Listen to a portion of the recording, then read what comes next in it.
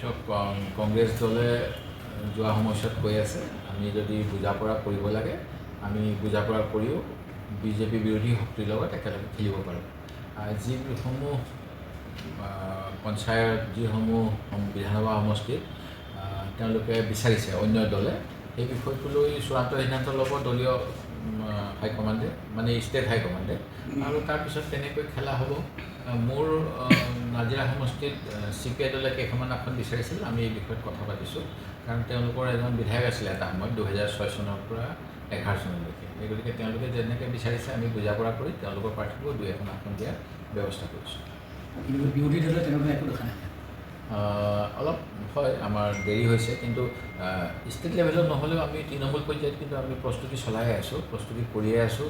প্ৰাৰ্থী নিৰ্বাচনো হৈ আছে, বিজেপিৰ বিৰুদ্ধে আমি বিভিন্ন সভা সমিতিও কৰি আছোঁ, এই গোটেইখিনি কৰি আছোঁ। অৱশ্যে তাৰ মাজতেই মুখ্যমন্ত্ৰীয়ে যিবিলাক টোপ দি আছে এই টোপৰ কাৰণে কি হয় মই ক'ব নোৱাৰোঁ, কিন্তু কেতিয়াবা হিতে বিপৰীতো হৈ দেখা যায়। এতিয়া গোটেই অসমত অৰুণোদয় নামত জুই জ্বলাই দিছে মুখ্যমন্ত্ৰীয়ে, সেইটো বেয়া কথা।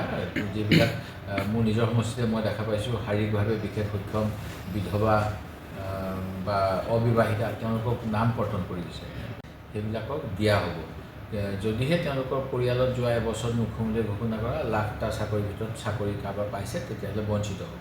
কিন্তু এতিয়া নতুন এখিনিক দিবলৈ পুৰণা এখিনিক কাটিবলৈ গৈছে, যিটো বৰ উচিত হোৱা নাই আৰু এইবিলাকে তেওঁলোকক বিপদত পেলাব। এনেকুৱা ঘটনা গোটেই অসমতে হৈ আছে, যিটো বৰ শুভ লক্ষণ নহয় তেওঁলোকৰ। নিশ্চিতভাৱে য'ত সম্ভৱ হয় তেওঁলোকে সেইটো কৰিব পাৰিব।